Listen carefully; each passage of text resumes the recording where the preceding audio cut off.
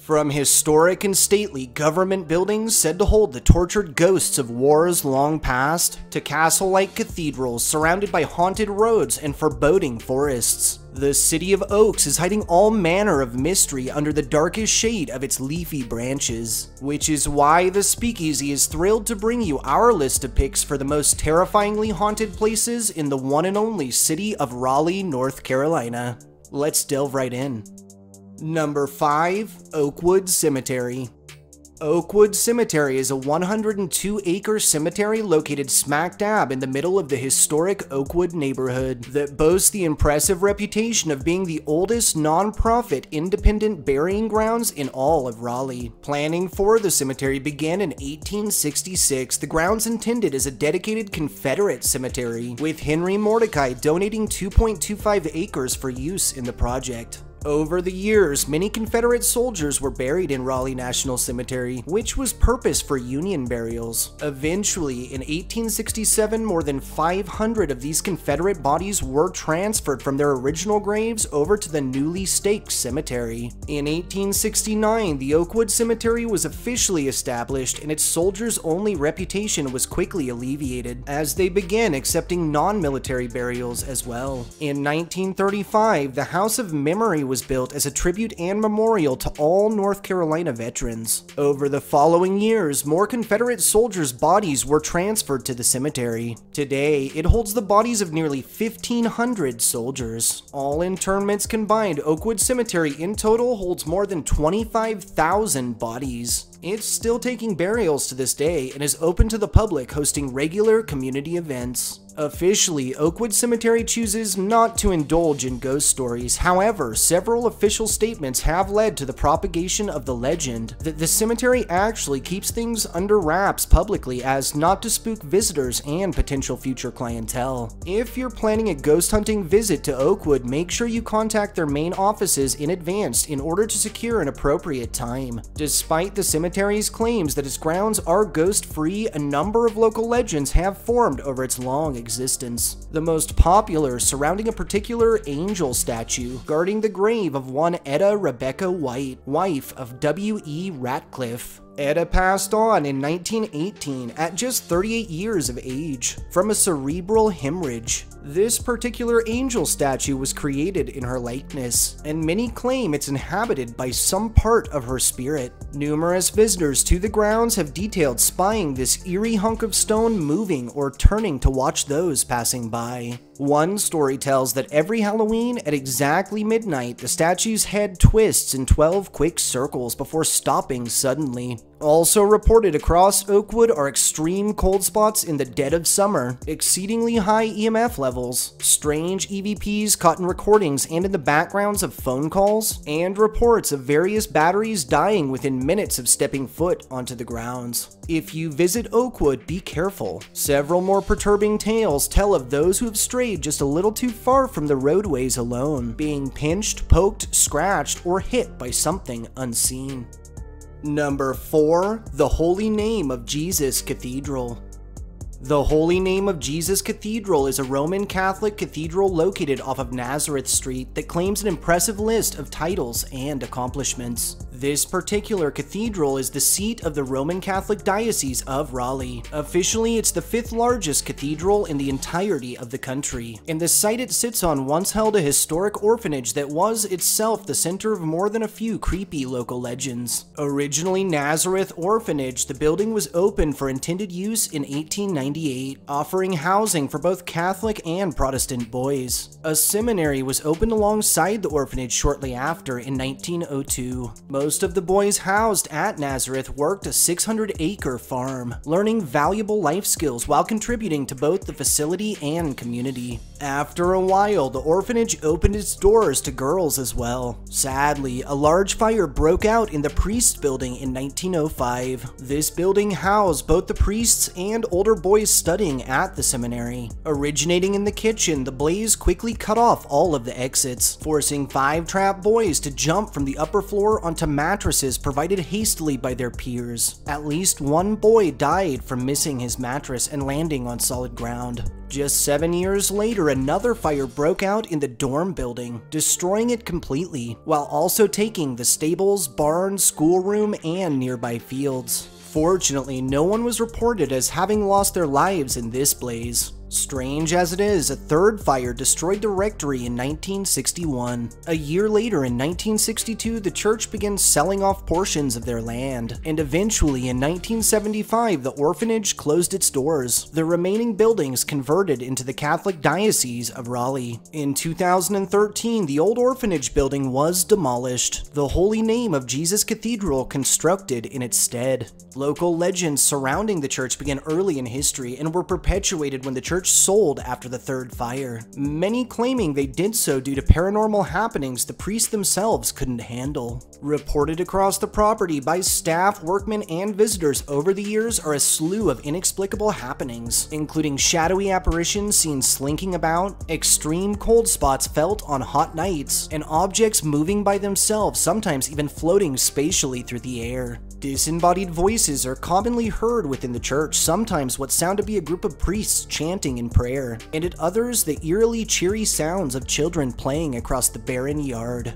The full-bodied apparitions of both priests and children have been sighted multiple times, usually just rounding corners, always stepping out of view from the living. As an added bonus to this haunt, local legend tells of a dirt road leading around a mile from the property that ends in an empty field. This road has been dubbed locally Crybaby Lane. Several stories tell that the field at the end of the road was the actual site of the orphanage, that it burned to the ground with children still inside through the 1950s. Though these legends have been discredited, a number of stories have emerged from this spooky strip. Those brave enough to walk or drive Crybaby Lane have reported ghostly children staring ominously from the sides of the road, disturbing cries coming from dense foliage, and even cryptid encounters not dissimilar to those involving the dreaded Wendigo, where witnesses report sighting terrifying creatures sometimes following them high above in the trees. Some claim the hauntings from the lane are actually both more active and terrifying than those experienced at the cathedral or actual former orphanage site. And in recent times, some have speculated the orphanage's cemetery may actually lie below these grounds, holding the bodies of countless children below the road or field. Backing these speculations are instances in which motorists who stop their vehicles along the lane report their lights flickering, their engines going dead completely, car doors opening and closing on their own, and even the disturbing sensation of cold, tiny hands grasping at their necks or collars from the back seat. Number 3. The North Carolina Executive Mansion.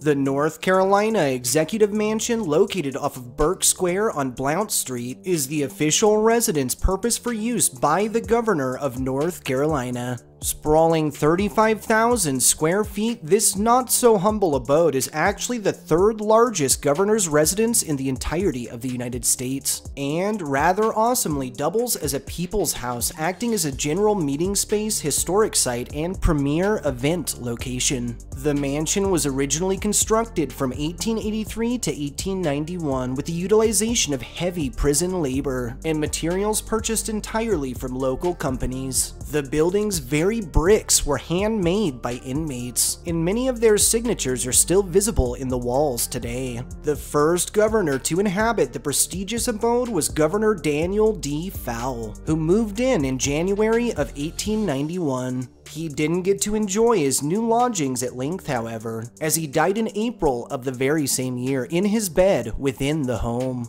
Over its standing lifetime, a handful of renovations, modernizations, and expansion projects have been held throughout the mansion, but in order to preserve its historic presence, very little has been altered as far as the exterior goes. In 1970, the home was placed on the National Register for Historic Places, and later in 1973, the North Carolina General Assembly established the Executive Mansion Fine Arts Committee to assist in maintaining its historic and artistic appearance. The North Carolina Executive Mansion is currently occupied by its 30th governor since its construction, Governor Roy Cooper, and true to its public house spirit, remains open during special events and for scheduled tours. Not surprisingly, almost directly after his passing, whispers of the return of Daniel G. Fowle's spirit arose, many claiming to spy spy the late governor through the home's many windows, pacing the halls at night. It's said that in life, Daniel's youngest would always sneak into his bed at night, so much so that he actually had a special bed constructed to accommodate them both. As history and legend intertwined, Governor Bob Scott moved into the home in 1969. Deciding to redecorate, Scott had Fowle's special bed removed from the place it had sat previously, since the day Daniel and his son had slept peacefully upon it.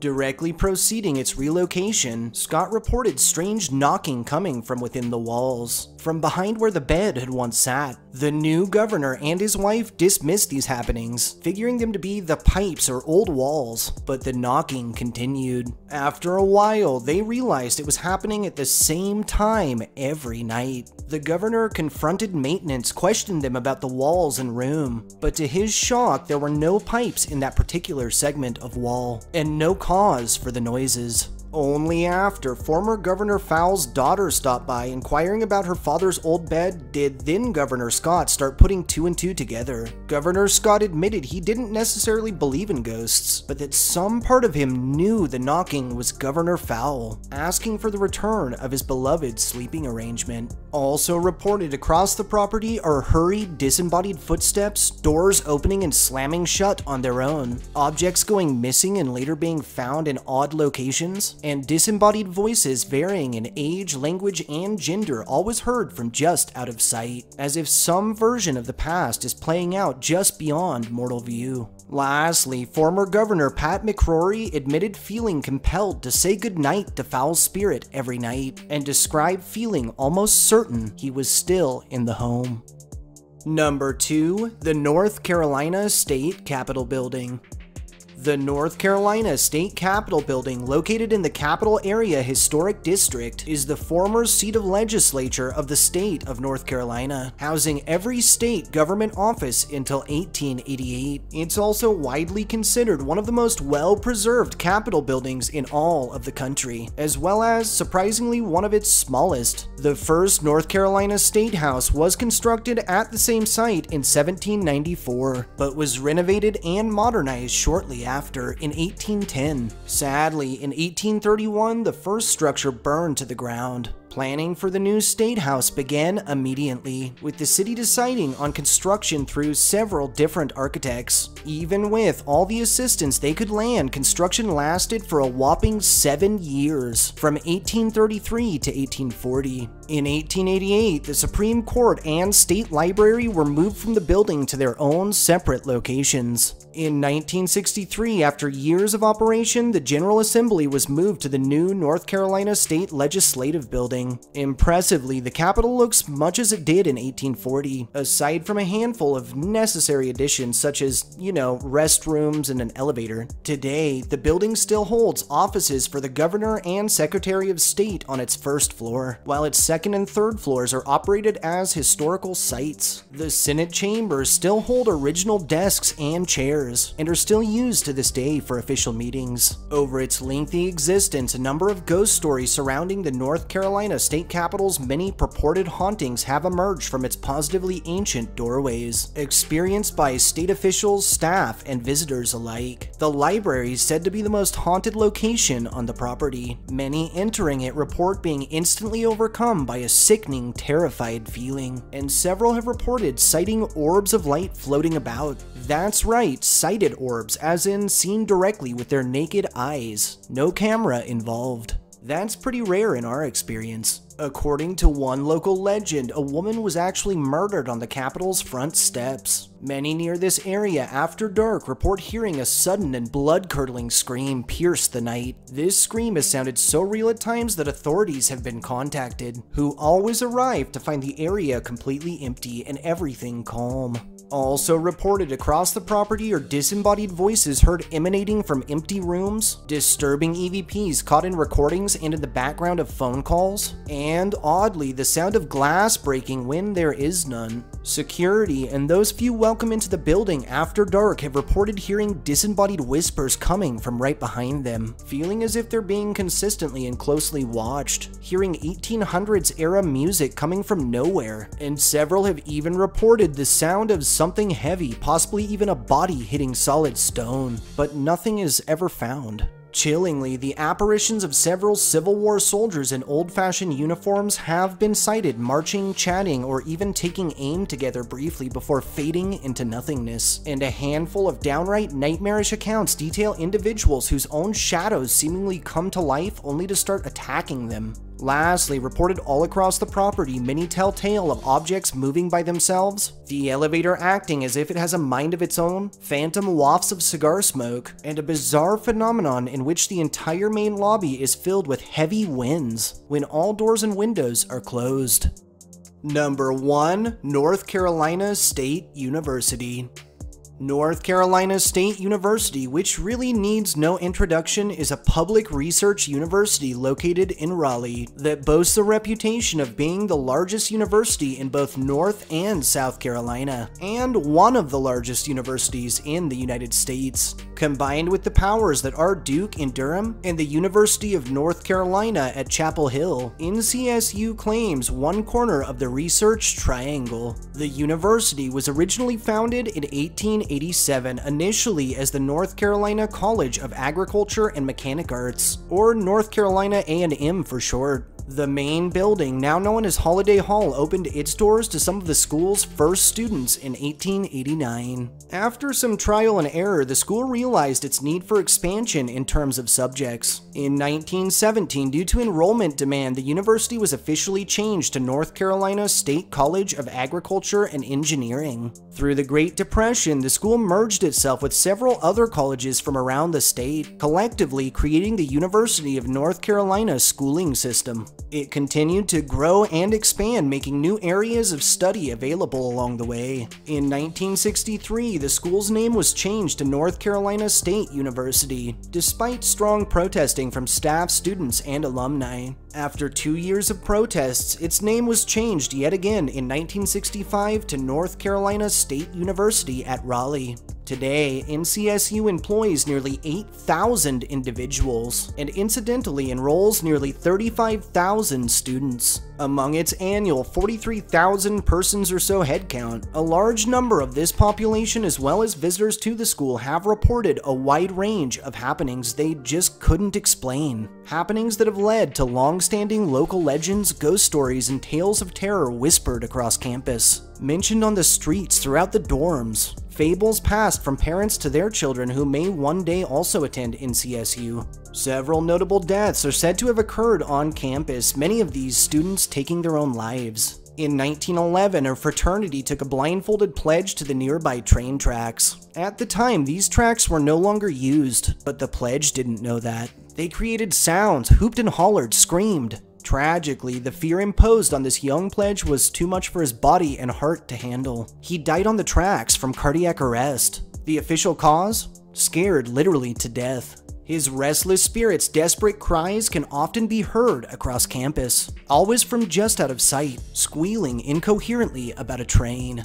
One story tells of a student who jumped to his death from the roof of the D.H. Hill Jr. Library. His ghost is sighted on the library's roof often, pacing nervously before taking that final plunge, only to seemingly evaporate into nothingness just before making contact with the ground. Also reported from the library, namely from the 9th floor, is an ominous presence known to follow any who cross its path, making them feel exceedingly uncomfortable. It's unknown if this thing is actually related to the student who jumped to his death or not, but many familiar with the library and its hauntings claim no, and that both entities have very different personalities. The spirit of a construction worker is often sighted in the bell tower. It's thought that this lone specter may be the restless soul of a worker that died in the building's initial construction, but this has never been confirmed. In the old field house, which acted as a temporary police station before an official one was constructed, many report strange voices heard in static from the intercom when it's turned off, disembodied footsteps and conversations coming from empty rooms, and shadowy beings that are sighted prowling both the grounds and through the windows at night. Some tales tell that the original owner or owners of the Spring Hill house are actually buried in its backyard, along with 17 or so enslaved individuals. To top things off, this particular building actually acted as a portion of the Dorothy Dix Hospital for a time. Many entering the Spring Hill house report the sounds of babies crying, motion sensor lights set off by nothing, strange lights seen floating through the halls after dark, and what sounds like numerous whispers coming from the gravesite. The Alumni Memorial Building used to act as an infirmary and is said to have seen many deaths. Those stepping on to the memorial building's property often report lights flickering with no cause, objects moving on their own, and perturbing disembodied sobbing. Several passing by the memorial building after dark have reported sighting a female apparition that wanders the halls, sometimes with a lantern in hand, seemingly searching for something unknown. In Tucker Hall, legend tells of former residents passed away within, and that their soul may still remain. Many visiting the hall have reported strange banging sounds coming from the walls, inexplicable electrical malfunctions, and being overcome by an odd dizziness. A number of sightings of the ghostly resident who supposedly passed on here are reported every year, but as the apparition's description is constantly changing, some have recently speculated that Tucker Hall may in fact be haunted by multiple spirits. In Braga Residence Hall, many report the strong feeling of being watched, objects flying dangerously from shelves, and loud banging early in the mornings. Lastly, but certainly not least, is Holiday Hall. This particular site originally held a family burial plot on the old Eason Lee family farm, both literally and figuratively disturbing. The family's bones were actually dug up and reburied elsewhere to make room for construction. Just before the building opened, a fire raged across the property, nearly destroying all progress. Though repairs were made quickly, no one could ever figure out what caused the fire, leading to the legend that the vengeful spirits of the Eason Lee family had returned home. Those entering Holiday Hall today often report disembodied bootsteps, voices coming from empty rooms, and light switches flipping off by themselves, leaving those present in the dark.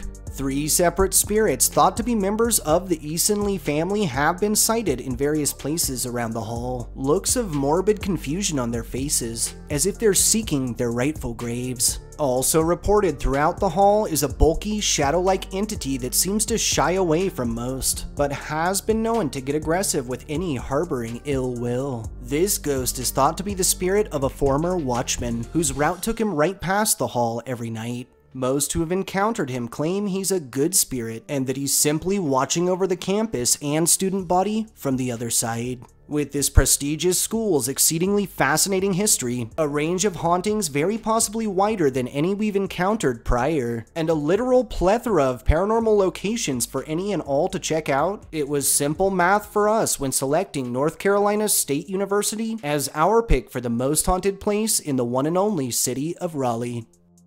Thank you all for tuning in to our list of picks for the most haunted places in Raleigh, North Carolina. If you enjoyed listening to our ghost stories as much as we enjoyed telling them, make sure you're subscribed to our channel and have notifications turned on so you know when fresh content is coming out. Throw us a like if you feel we earned it, and most importantly, share this video and our channel with anyone you think deserves a good scare. We'll see you all next time.